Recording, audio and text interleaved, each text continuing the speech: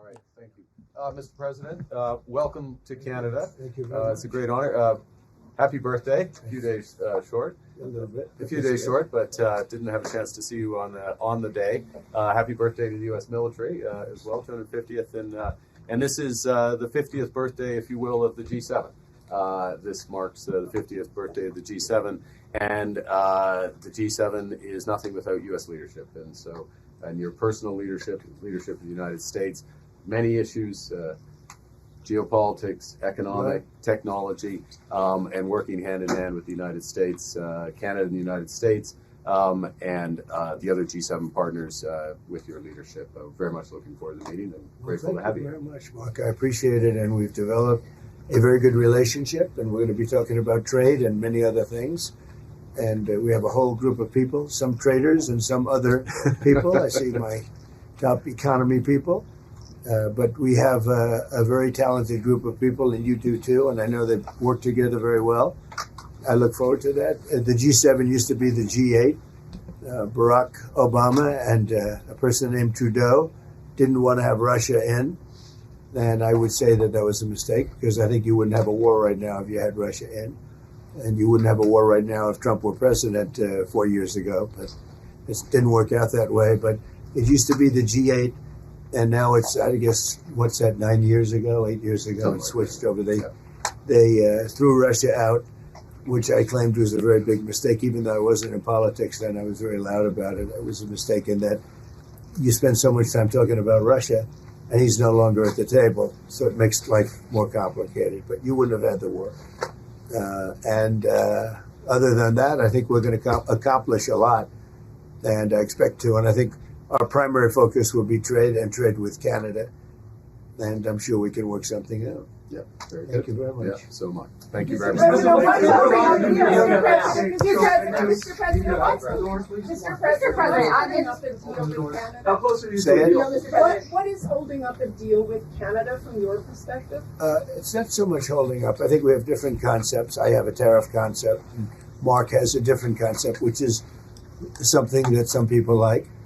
But we're going to see if we can get to the bottom of it today. I'm a tariff person.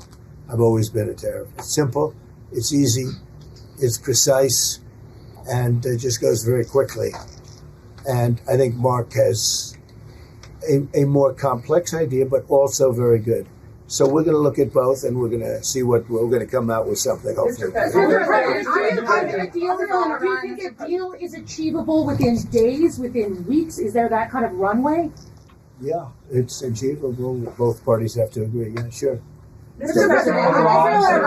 President, have you heard any signals or seen any messages from intermediaries that Iran wishes to de-escalate the conflict? Yeah.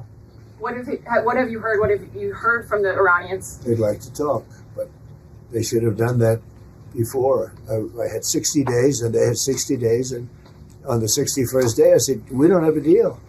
They have to make a deal, and it's painful for both parties, but I'd say Iran is not winning this war, and they should talk, and they should talk immediately before it's too late.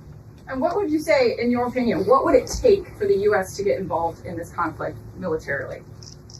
I don't want to talk about that. And you mentioned Putin.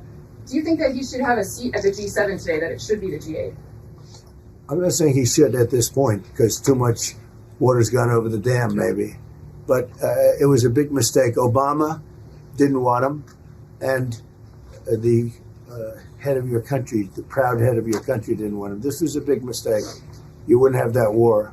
You know, you have your enemy at the table. Even I don't even consider him. He wasn't really an enemy at that time. There was no concept. If I were president, this war would have never happened.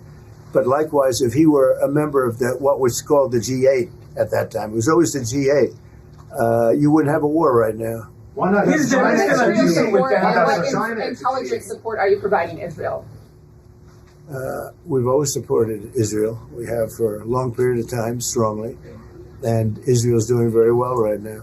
Why not have China as the G8? Why not have China here, the biggest economy in the world after the United States? Well, it's not a bad idea. I don't mind that. If somebody wants to suggest China coming in, I think we suggest. But you want to have people that you can talk to. You know, they don't talk. Putin speaks to me. He doesn't speak to anybody else. He doesn't want to talk. because he was very insulted when he got thrown out of the GA, as I would be, as you would be, as anybody would be. He was very insulted. And, I mean, he was thrown out by Trudeau, who convinced one or two people, along with Obama. He was thrown out, and he's not a happy person about it, I can tell you that. He basically doesn't even speak to the people that throw him out, and I agree with him. Go ahead. On immigration, why are you ordering ICE to target Democratic inner cities? What's behind that? I don't know what you're saying. You did a post last night where you said you want ICE to really target Democratic. Yeah, I want them to focus on the cities, because the cities are where you really have what's called sanctuary cities, and that's where the people are. I look at New York, I look at Chicago. I mean, you got a really bad governor in Chicago and a bad mayor, but the governor's probably the worst in the country, Pritzker.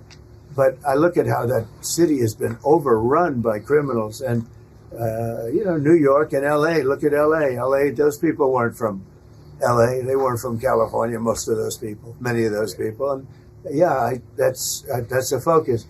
Biden allowed 21 million people to come into our country. Of that, vast numbers of those people were murderers, killers, people from gangs, people from jails. They emptied their jails out into the U.S.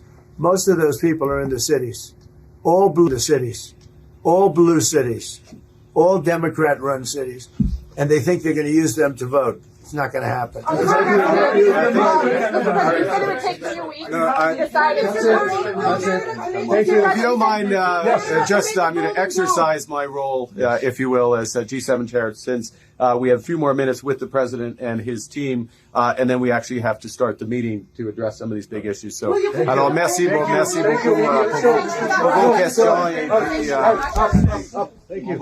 That's it. Thank you very much.